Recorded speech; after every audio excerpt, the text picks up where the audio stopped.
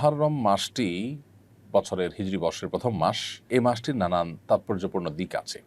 সবচেয়ে গুরুত্বপূর্ণ তাৎপর্যের দিক হলো যে এটি সম্মানিত 4 মাসের একটি এবং সম্মানিত 4 মাসের মধ্যে সবচেয়ে সম্মানিত মাস। বলতে পারি রমজানের পরে সবচেয়ে ফজিলতপূর্ণ মাস হলো এই মাসটি সম্মানিত মাস, যে মাসকে নবী সাল্লাল্লাহু আলাইহি ওয়াসাল্লাম শাহরুল্লাহ বা আল্লাহর মাস বলে আখ্যায়িত করেছেন। যদিও সব মাসই আল্লাহর, কিন্তু এটির বিশেষ মর্যাদা এটা প্রমাণ করে আল্লাহর মাস বলাতে নবী সাল্লাল্লাহু আলাইহি ওয়াসাল্লামের পক্ষ থেকে।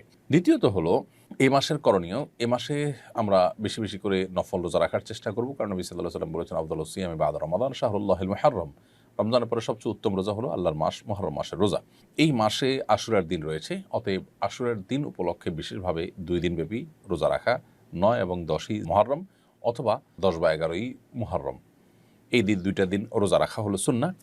এবং সেই সাথে এই দিনে আল্লাহ রাব্বুল আলামিন পূর্বের বিভিন্ন জাতিকে আল্লাহ তাআলা তাদের তওবা কবুল করেছেন, অনেককে আল্লাহ তাআলা উদ্ধার করেছেন, যেমন নাকি মুসা আলাইহিস সালামের নেতৃত্বে বনী ইসরাঈলকে আল্লাহ তাআলা বিপদ থেকে উদ্ধার করেছেন।